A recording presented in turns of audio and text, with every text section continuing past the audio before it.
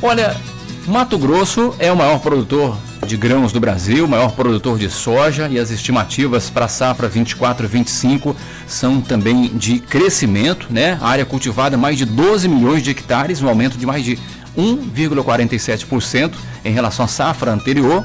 A produção de mais de 44 milhões de toneladas também, rendimento de mais de 57,97 sacas por hectare, utilizando a média dos últimos 3 anos. São alguns dados da soja em Mato Grosso. Mas a gente sabe que para produzir é preciso ter os cuidados necessários, principalmente com as pragas, com as ervas daninhas que prejudicam o crescimento e a produção das lavouras. Para falar desse assunto, a gente tem aqui no estúdio nosso engenheiro agrônomo Jason Costa, que vai falar sobre a folha larga, que já vem causando prejuízo e assustando os nossos produtores. Você ouve agora na Band FM, Momento Técnico. As dicas que você precisa para produzir mais. Tem alguma dúvida? Participe aqui. Momento Técnico, com o engenheiro agrônomo Jason Costa. Participe e tire as suas dúvidas. Ô, meu amigo Jason Costa, esse é um assunto que tem aí alertado você, Jason, como agrônomo no campo. Muitos produtores têm procurado para saber o que fazer com essas ervas daninhas, né? A folha larga que vem aí causando, já assustando os produtores, Jason. Ivan, bom dia a todos que estão nos assistindo, nos ouvindo. Satisfação. Então, nós estamos nesse ano de 2024, sendo um ano que está pressionando os pecuaristas em função de aplicações. De qual maneira? Acometeu sobre as pastagens aí uma alta incidência de lagartas nos pânicos, né, nos ures, nos mombaça, nos miaques da vida, que a gente conhece, que são os capim mais altos, e muita cigarrinha nos capins aí, nos braquiárias, certo, Ivan? Certo. E a cigarrinha, ela intensificou muito a sucumbência de algumas pastagens.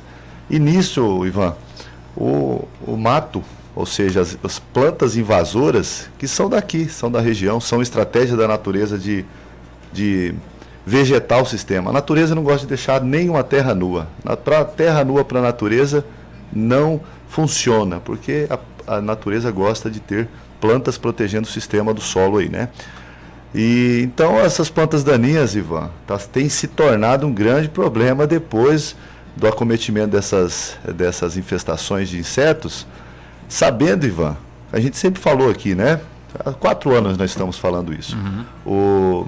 O solo depois de 40, o Lugerson acabou de falar sobre a história de Aripuanã de 81 anos, né? Olha só a idade que já existem alguns solos sendo extraídos lá. Aqui em Juína é mais novo, o município, 40 anos, se eu não me engano. 42, só que o processo de abertura já começou antes, né? É o processo de emancipação.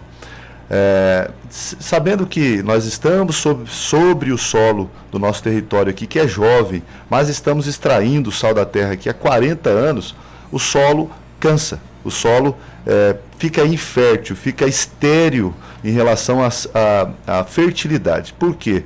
Porque aquele salzinho da terra que temperava o solo, que dava fertilidade para o solo, foi extraído, virou boi, virou carne, virou osso, virou soja, virou milho, virou qualquer outra coisa de origem vegetal animal, e foi arrancado daqui e vendido para outro lugar. Aqui ficou o quê? A matriz do solo, que são o solo é formado aí por aluminatos e silicatos.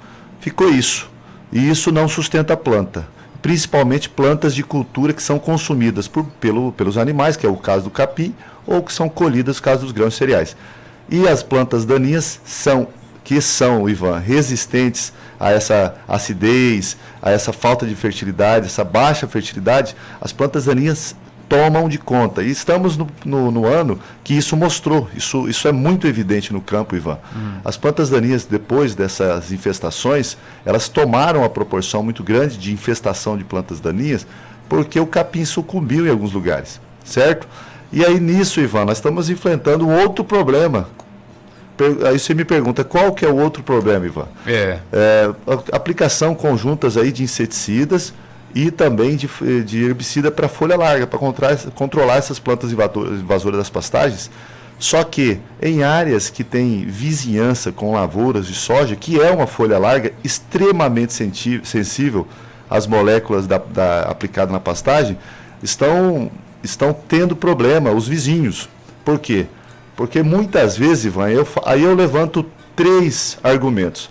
Muitas vezes o produtor, ele não entendeu que o sistema mudou, ele não entendeu que agora a lavoura chegou e ele continua fazendo as mesmas práticas de antes, aplicando e não vendo para onde que o veneno está indo, porque ele não cai só na sua pastagem. A gente vai falar sobre o comportamento atmosférico mais à frente.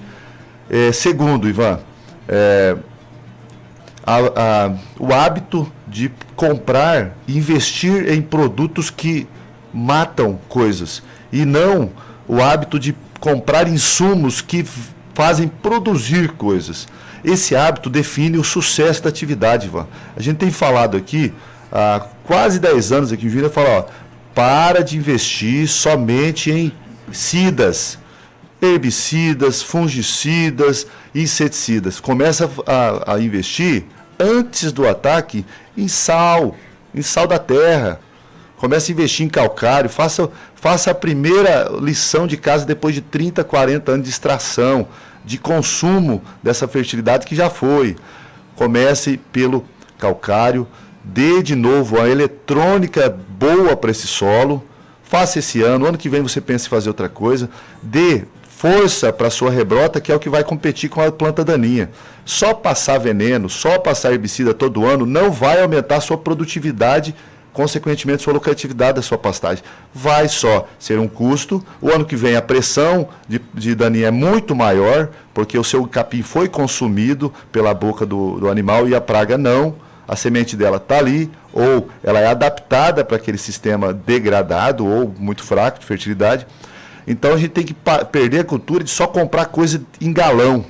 Essa coisa em galão, ela protege a cultura, mas ela não aumenta a produção da cultura. Ô Jason, a utilização de defensivos também nas plantas, nas pragas, ela cria uma certa resistência, como a gente cria no caso de uma bactéria, quando se usa muito um antibiótico. Essas pragas também criam essa resistência ou não? Ivan, por isso que se faz a rotação de cultura? Boa pergunta. Toda aplicação, ela nunca elimina 100% de uma erva, ou de um inseto, ou de uma doença. Geralmente, a nível agronômico, é interessante que se elimine 90%, 95% dos indivíduos, para que não haja uma pressão de seleção daqueles indivíduos mais fortes, só sobrem eles. Só que, sim, a aplicação de herbicida também vai causando plantas mais resistentes. A gente sabe, Ivan, que na pecuária esse não é um grande problema, porque a aplicação de herbicida na pecuária ela não é irregular. Ela aplica um ano sujou mais ou sujou menos, aplica ou não aplica, ou muda a molécula. Nós temos aí 4 ou 5 moléculas no mercado muito usadas para folha larga, no capim. Esse é um problema, mas é mais enfrentado pela pessoal da lavoura, que tem que fazer intensas limpezas 2, 3 vezes por ano por conta da quantidade de safras. Mas, Ivan, isso é uma pergunta interessante que o pessoal da lavoura sofre um pouco mais. E a gente fala em lavoura, mas o capim também deveria ser encarado como uma lavoura. Aí, Ivan, voltando no tema, a gente tem esse segundo contexto, que é o que vem em galão não aumenta a produtividade. Muito difícil aumentar a produtividade substancialmente, a não ser aquele fertilizante foliar que você vai aplicar junto com uma operação de controle de alguma erva ou inseto. Aí você vai lá com uma aplicação de alguma coisa foliar, um nitrogênio, um fósforo foliar, magnésio, aí vai aumentar a produtividade muito rapidamente, em muito pouco tempo, e muito pouco aumento de produtividade. Porque se você imaginar que o que vem em galão, ele vem com gramas de sais da terra ali, para aplicar em quilômetros de metro quadrado. Por exemplo, o Lucas acabou de falar de quilômetros quadrados da Aripuanã. Um quilômetro quadrado tem 100 hectares, Ivan. 1 quilômetro por 1 quilômetro. São 1.000 metros por 1.000 metros. 100 hectares. Quando você aplica 1 quilo de alguma coisa no hectare, ou 1 litro, que é mais diluído ainda, porque ali só tem a maioria do substância é água, você está aplicando miligramas de alguma coisa por metro quadrado. É muito pouco, Ivan. É muito pouco para aumentar a produtividade. É uma ilusão achar que coisas líquidas vão aumentar a sua produtividade. As coisas líquidas que você joga por cima vai melhorar a performance da sua produtividade. Para aproveitar a operação de aplicação, você vai lá e coloca um monte de nutriente para aproveitar, melhorar a performance, fazer aquele ajuste fino da fertilidade. Eu coloco no solo, primeiro, cálcio e magnésio via uma porrada de quilos de calcário por hectare. Exemplo, você aplica aí de 1.000 quilos até 10.000 quilos no hectare, dependendo da cultura e do bolso. Aí depois você vem com os fosfatados, que é na casa dos centenas de quilos. Aí você vem na casa dos potássicos, que é na casa dos centenas de quilos por hectare. Aí você vem no nitrogênio, que é centenas de quilos por hectare, depende da fonte. Não é 1 litro, 2 litros de foliar que vai salvar a sua pastagem, vai melhorar a performance naquele momento por um curto espaço de tempo.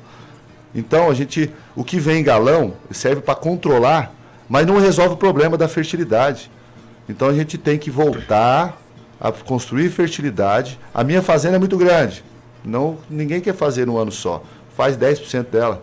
Bota sal da terra lá que você vai ver 10% da sua propriedade produzir por 20% da propriedade. Ô Jais, uma boa correção do solo, ele evita também que a lavoura sofra tanto com determinadas pragas? Sim, Ivan, sim.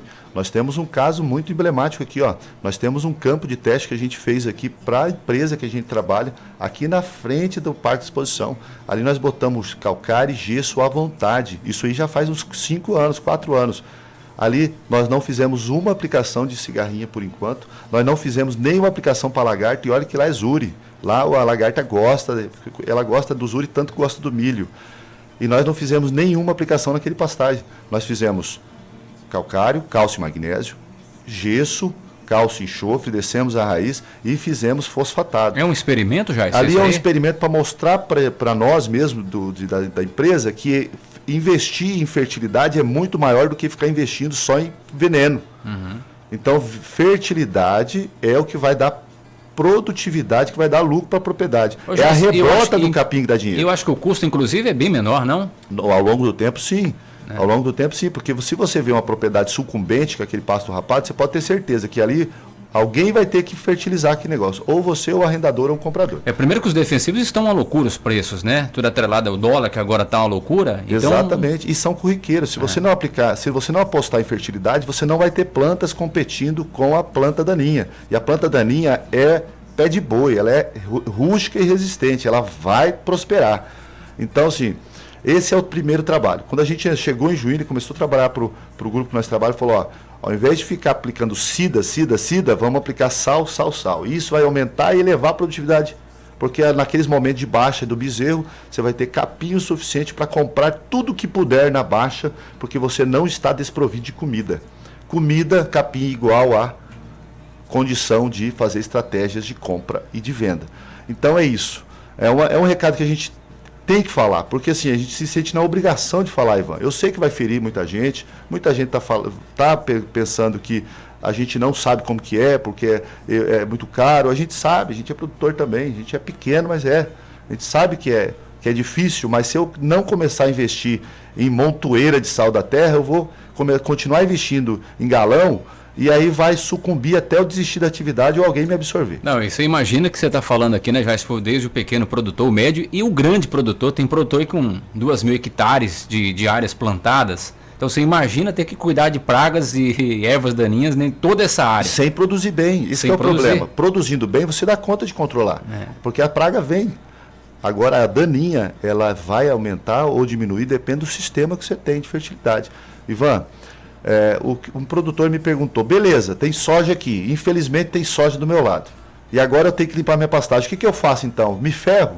Falou, ó, estratégia, ou você limpa antes da cultura ser instalada, que é difícil porque está seco, ou você limpa depois de dessecar a soja, que ali, mas sementeou, não tem o que fazer, ou você usa uma estratégia de aplicação sem gerar o aerosol. O aerosol é o problema, o aerosol ela pega as correntes de convecção da atmosfera, ou seja, aqueles rebojos atmosféricos, igual um rio, do jeito que o rio desce para o mar, fazendo rebojo ali, cada pedra que encontra faz aquele rebojinho, cada corredeira faz o rebojo, a atmosfera também anda, ela se desloca de sul a norte, norte a sul em rebojo.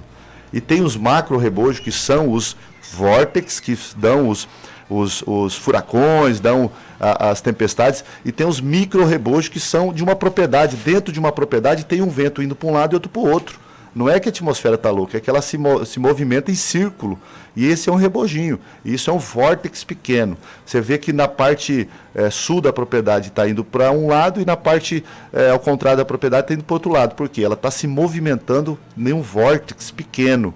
E esse vórtex, às vezes você está aplicando aqui, o droneiro fala assim, nós temos tido muito problema com a aplicação de drone. O droneiro fala assim, não, o vento está indo para lá. Só que 100 metros para lá, 100 metros adiante, o vento faz uma curva e volta para dentro da outra propriedade. Ou seja, tem que tomar cuidado. Ivan, eu não vou encerrar esse assunto sobre a atmosfera, mas quero pautar o terceiro ponto, saindo do sal da terra, que é um assunto polêmico, as pessoas ficam bravas comigo. Terceiro ponto, institutos e órgãos de defesa. Tem que fazer campanha na rádio, na TV de orientação. Institutos de defesa, órgãos de defesa, órgãos técnicos de extensão rural, fazer campanha em veículos de comunicação para avisar os produtores. Os produtores não querem errar.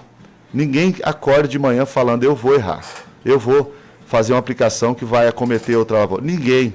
Todo mundo está ali suando, trabalhando, ralando para ter o seu sustento. E é louvável e digno e glória a Deus por eles, por os nossos produtores. Agora, os institutos de defesa têm que alertar primeiro as lojas. Quem vende não mais pode só vender, gente.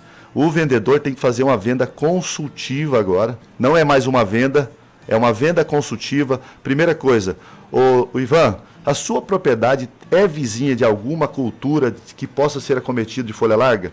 Não sei. Ou sim, quantos quilômetros? Vamos observar no mapa aqui. Tem um cafezal, tem um bananal aqui, tem uma lavoura de soja ali, tem outra coisa aqui. Vamos ver, essa cultura é sensível. Então, vamos discutir como que nós vamos aplicar e se nós vamos aplicar. Porque se você aplicar de manhã e à tarde, a atmosfera se comporta diferente, Ivan. Então, terceira coisa, órgãos se movimentem para ajudar os produtores. Não só para punir depois que deu o pau. Ô Jairson, mas e aí existe essa preocupação porque quando há essa aplicação e de repente eu vou fazer a limpeza de uma pastagem, ao lado tem a lavoura, né, do meu vizinho.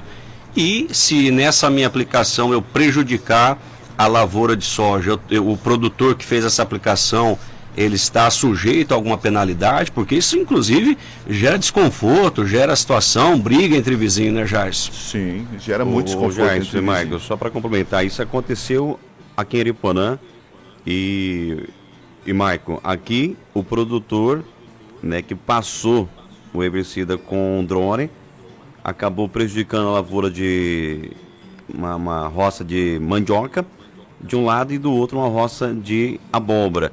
E ele teve que indenizar os dois. Ambos os produtores se juntaram, entraram na justiça e teve que ser indenizado. Complicadíssimo, né, Ivan, Michael e Lugerson? Complicadíssimo. Nós estamos cercados de outras atividades agora. Não é mais só uma área de abertura pecuarista. E assim, é um problema, porque imaginamos, uma molécula de herbicida que é capaz de matar um guanchumão já perenizado, aquele guanchumão que tem raiz ali que você não consegue arrancar. Imagina, vamos lá, tenta arrancar um guanchumão na pastagem para você ver, um fedegoso. Ele está com uma raiz de 50 centímetros, que tem resistência, que está ali perenizado, ou que já cresceu o suficiente para ter resistência. É a mesma coisa de dar uma dose de pinga para um bebê. Ela vai atontar, vai arrebentar. E a soja é uma criança perto dessas moléculas. Se a gente pensar, 2,4-D, tem soja resistente a 2,4-D? Hoje já tem. Só que o vizinho plantou ela? Talvez não. Só que a aplicação vem só com 2,4-D, que é um manejo barato? Não. Às vezes o manejo mais barato é 2,4-D, Picloram, que segura a sementeira para o próximo ano. Picloram é o pior deles. O Picloram é tão pesado que até no solo fica, depois de 3, 4, 5 anos, você vê a lavoura manchada depois de ter aplicado. Então, aí estão substituindo o Picloram por aminopiralide, que tem a meia-vida, metade da meia-vida do Picloram, que também é uma burdoada no soja. O soja não consegue lidar com aminopiralide. E são todos auxínicos, todos imitam o mesmo hormônio dentro da planta, a auxina, o excesso de auxina. O 2,4-D dá uma epinastia, ou seja, tomba o pescoço, você já vê que é 2,4-D. Mas quando vem com 2,4-D misturado com aminopiralide, por exemplo, ou picloram, ela dá uma epinastia rápida, volta e ela engrujinha, encarquilha as folhas. O nó, as folhas que estão expandindo, aquelas folhas que estão em processo de expansão, elas travam, paralisam e fecham encarquilhada. As folhas que ainda não abriram, que são aqueles brotinhos, elas imitam a unha de onça. Ela deixa de expandir, deixa de abrir, ou seja, a fábrica deixou de fazer mais painel solar, ela fecha, imita uma unha de gato, uma unha de onça e trava. O Nox tenta sair depois, ele embola com o anterior e fica aquele calo sem desenvolvimento. E os nós dos galhos também, dá pau. Aminopiralide, soja não dá conta de lidar. Então, isso é questão de molécula. Aí depois também tem o triclopir, né, o fluroxipir, a gente sabe tudo isso aí vai imitar os auxínicos, que são o mesmo grupo químico. Oi, Ivan. Agora, uma dúvida, porque a gente sabe que a aplicação aérea com drones ou aviões, talvez, pelo que eu entendi, seria uma das maiores preocupações. A aplicação terrestre com tratores e equipamentos diminuiria esses riscos de invadir outras propriedades, Jason, ou não? Se for do tipo turbina, jatão, o risco é tão quanto ou mais. Porque o jatão ele produz um aerosol com movimento lateral induzido pelo jatão. Ou seja, se você virar para o lado da lavoura e o vento pegar, o aerosol ali no jatão, o tamanho da gota é tão fina quanto ou mais a do avião, dependendo do equipamento da barra do avião. Então, assim, tudo que produz um vórtice, o vento, é muito perigoso. Drone, perigoso, e o jatão, perigoso. Todos os doneiros vão ficar bravos comigo, mas pega pastagem, toma cuidado com a lavoura vizinha. Já pergunta, já faz uma anamnese. Onde você está localizado? Abre o mapa e já se investigue. Por quê? Porque é muito caro. Uma lavoura de soja hoje está custando 50 sacos de soja. 50 sacos por hectare. 50, 55, depende se pagar arrendamento, vai lá para 60 sacos de soja, 1 hectare de lavoura. E se esse cara não colher, está ferrado. E se o vizinho for acionado na justiça, ele está ferrado. Então, você tem 3 opções. Fazer uma negociação rápida no local e já comprar insumos que destravem essa planta, acionar o INDEA ou acionar, fazer um processo que façam o produtor que aplicou pagar a diferença de produtividade. Ou seja, os 3 é ruim, o acordo é o melhor. Muito bem, Jason. Tá aí as informações hoje sobre esse tema, sobre os defensivos, né? A folha larga, essa preocupação dos produtores. E é um tema muito interessante que a gente deve voltar aí nos próximos programas para falar sobre isso. Esperamos que o nosso ouvinte possa ter compreendido também sobre isso.